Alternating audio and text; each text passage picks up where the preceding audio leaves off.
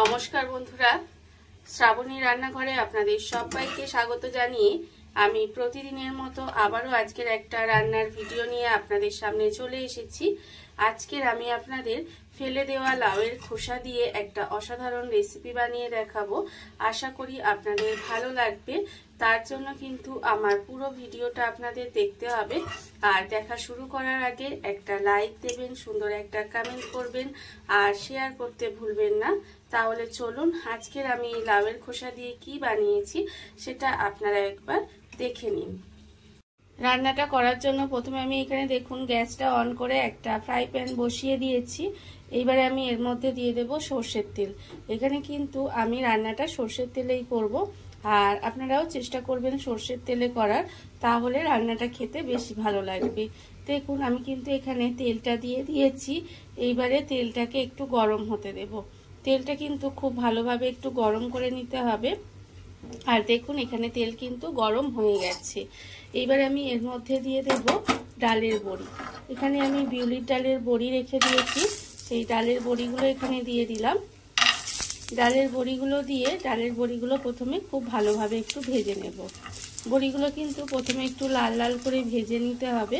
দেখুন এইভাবে একটু লাল করে ভেজে নেব, যাতে বড়িগুলো লাল করে ভাজা হয়ে যায় অথচ পুড়ে না যায়, সেটা কিন্তু লক্ষ্য করতে হবে।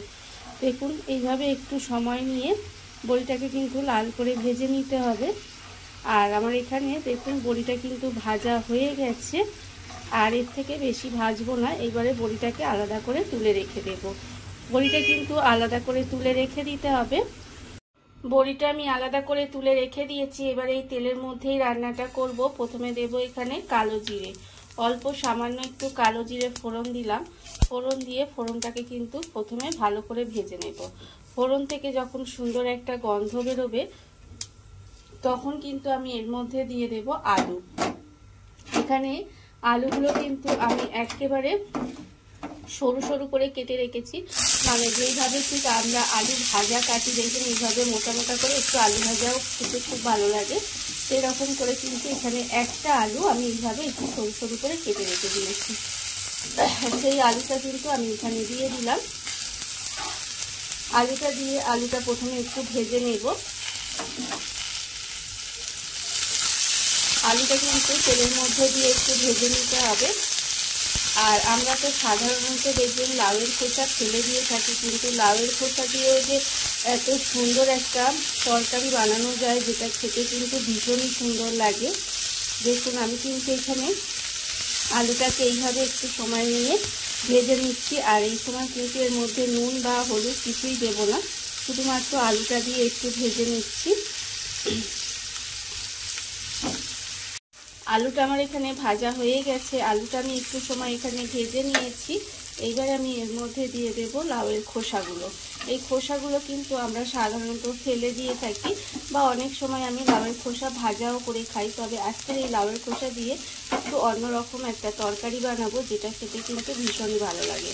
লাউয়ের খোসাগুলো এইভাবে আমি একটু সরু সরু করে কেটে ধুয়ে পরিষ্কার করে রেখে দিয়েছি। সেই লাউয়ের খোসাটাও দিয়ে দিলাম, দিয়ে একটু সময় এইভাবে নেড়ে চেড়ে একটু রান্না করে নেব। আর আমি প্রতিদিনের মতো আপনাদের একটা কথাই বলবো যে প্লিজ আমার ভিডিওটা আপনারা টেনে টেনে দেখবেন না, পুরো ভিডিওটা দেখুন। আশা করি আপনাদের ভালো লাগবে। দেখুন এই লাউয়ের খোসাটা দিয়ে তরকারিটা আপনারা ভাত দিয়ে খেতে পারেন বা রুটি দিয়েও খেতে পারেন, খেতে কিন্তু ভীষণই ভালো লাগে। আমি লাউয়ের খোসাটা দিয়ে জাস্ট একটু সময় নাড়াচাড়া করে নিয়েছি। এইবার আমি এর মধ্যে দিয়ে দেব আন্দাজ মতো নুন, আর দেব আমি এখানে হলুদের গুঁড়ো, আর দেব এখানে চিনি। চিনিটা কিন্তু অবশ্যই একটু দেবেন, তবে কিন্তু খেতে ভালো লাগবে। খুবই কম মশলা দিয়ে রান্নাটা হয়, অথচ খেতে কিন্তু ভীষণই ভালো লাগে। দেখুন এইভাবে কিন্তু একটু সময় নেড়ে চেড়ে আমি রান্নাটা করে নিচ্ছি। এইবার আমি এর মধ্যে দিয়ে দেব কাঁচা লঙ্কা। ঝালের জন্য এখানে কাঁচা লঙ্কাই ব্যবহার করবেন, গুঁড়ো লঙ্কাটা ঠিক এর সঙ্গে ভালো লাগবে না। তাই এখানে আমি 3টে চেরা কাঁচা লঙ্কা দিয়ে দিলাম। আপনারা কতটা ঝাল খাবেন সেটা বুঝে কিন্তু কাঁচা লঙ্কাটা ব্যবহার করবেন। আর আমার চ্যানেলে নতুন বন্ধু পুরনো বন্ধু সবাইকেই বলছি আমার তরফ থেকে অনেক অনেক ভালোবাসা। নতুন বন্ধুদের বলবো যদি আমার চ্যানেলটা সাবস্ক্রাইব করেন তাহলে পাশে থাকা বেল বাটনটা অবশ্যই প্রেস করে দেবেন, যাতে আমি যখনই কোনো নিত্য নতুন ভিডিওগুলো আপলোড করব সবার প্রথমে আপনাদের কাছে নোটিফিকেশান চলে যাবে এবং আপনারা আপনাদের সময় মতো সেটা দেখে নিতে পারবেন। আর পুরনো বন্ধুদের বলবো আমার পাশে থাকার জন্য, আমাকে এগিয়ে যেতে সাহায্য করার জন্য আপনাদের অসংখ্য অসংখ্য ধন্যবাদ।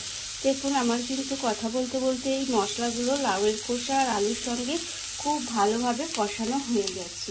এইবার আমি এর মধ্যে দিয়ে দেব জল। এখানে কিন্তু জলটা আমি খুব বেশি দেব না,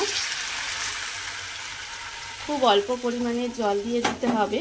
তার কারণ হচ্ছে আলু কিন্তু এখানে ভাজা হয়ে প্রায় সেদ্ধ হয়ে গেছে আর লাউয়ের খোসাটাও কিন্তু প্রায় সেদ্ধ হয়ে গেছে, সেই জন্য খুব বেশি এখানে জল দেওয়ার দরকার নেই। এইবার আমি এর মধ্যে দিয়ে দেব যে ডালের বড়িগুলো আগে থেকে ভেজে রেখেছিলাম, সেই ডালের বড়িগুলোও কিন্তু এর মধ্যে দিয়ে দিতে হবে। ডালের বড়ি দিয়ে আর দেখুন ডালের বড়িগুলো এর মধ্যে দিয়ে দিলাম, দিয়ে এবারে খুব ভালোভাবে মিশিয়ে নেব আর এটাকে ঢাকা দিয়ে একটু সময় রান্না হতে দিতে হবে। ঢাকা দিয়ে কিন্তু এটাকে এইভাবে একটু সময় রান্না হতে দেব, যাতে আলু বড়ি লাউয়ের খোসা সব খুব ভালোভাবে সেদ্ধ হয়ে যায়। গ্যাসটা লোতে দিয়ে এইভাবে ঢাকা দিয়ে আমি বেশ কিছুক্ষণ রান্না হতে দিয়েছিলাম। এর ফলে দেখুন এখানে কিন্তু আলু তো ভাজতে ভাজতেই সেদ্ধ হয়ে গেছে আর লাউয়ের খোসাগুলোও সিদ্ধ হয়ে গেছে, সঙ্গে বড়িটাও আগে আগে দিয়ে দিয়েছিলাম, তাই বড়িটাও কিন্তু এখানে সেদ্ধ হয়ে গেছে। এবারে যখন এইভাবে সমস্ত কিছু সেদ্ধ হয়ে যাবে তখন কিন্তু এইভাবে একটু আলুটা দিলে ঘাটা ঘাটা হয় আর খেতেও কিন্তু ভালো লাগে, ওই জন্যই আলুটা দেওয়া। আপনারা চাইলে আলু দিয়েও করতে পারেন, আবার যদি মনে করেন যে না শুধু লাউয়ের খোসা দিয়ে করবেন তাতেও কিন্তু তা করতে পারেন, খেতে ভালো লাগে। এইবারে আলুগুলোকে আমি একটু জাস্ট এইভাবে ঘেটে ঘেটে দিচ্ছি, দেখুন তবে এটা কাদা কাদা হবে, এইভাবে একটু ঘেটে ঘেটে দিলাম। এইবারে আমি এর মধ্যে দিয়ে দেব দেখুন বেশ কিছুটা ধনেপাতা কুচি। আর শীতকালে যে কোনো রান্নায় যদি একটু ধনেপাতা কুচি দেওয়া যায় তাহলে কিন্তু সেটা খেতে ভীষণই ভালো লাগে।